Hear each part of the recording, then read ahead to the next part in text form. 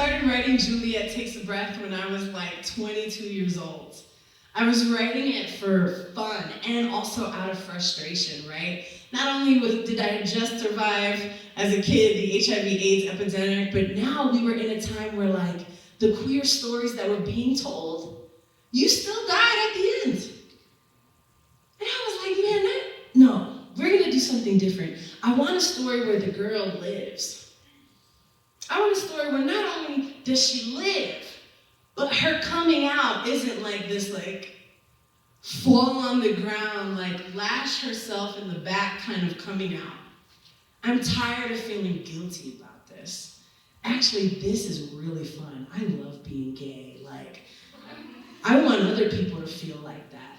Like how fun it is. I was sharing with the group that the first time I was told that I was like beautiful was by drag queens at my first gay club.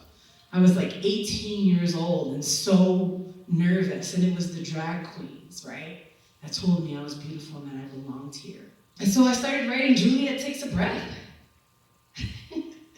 I was like, let her be Puerto Rican, let her be queer, let her be thick-bodied, let her be brown, let her be in love with herself. Let everyone else be in love with her too.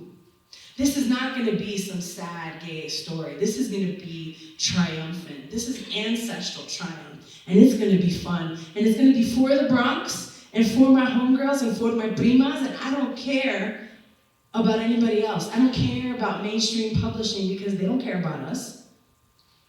Back then it was like, you know, all the like, I was saying that all the diversity and inclusion and equity efforts that we see now was like non-existent back then. So I never thought about the mainstream, I thought about us. And that was the best, because my neighborhood had my back. When I indie published Juliet, everybody was excited. I was giving out my books. I was like on the subway, like looking for other gays. You look, here's a book, here's a book. You look a little gay, here's a book, here's a book. You got a gay cousin here for her too. And I did it, I felt like a rapper, right? I was like giving out the books from the backseat of my car in my trunk, but just doing it that old school way, right? Where it's like word of mouth, where it's one queer person whispering to another, here, this one is good, this one will save your life.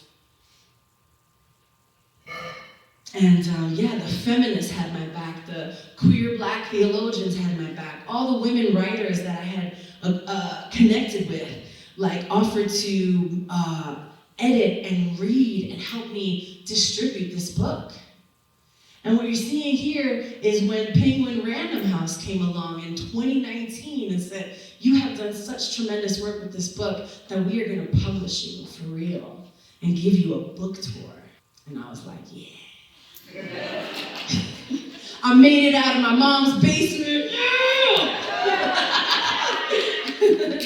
And the thing about Juliet that I love so much, there's so many things, but she's got the most beautiful wings, right? We did there's a paperback version, Penguin also did a hardcover. We have Juliet Respira Profundo in Spanish. I got to do my own narration. But one of my favorite pieces is when we did the graphic novel with Celia Muscate, who is a queer Latinx non-binary artist from LA.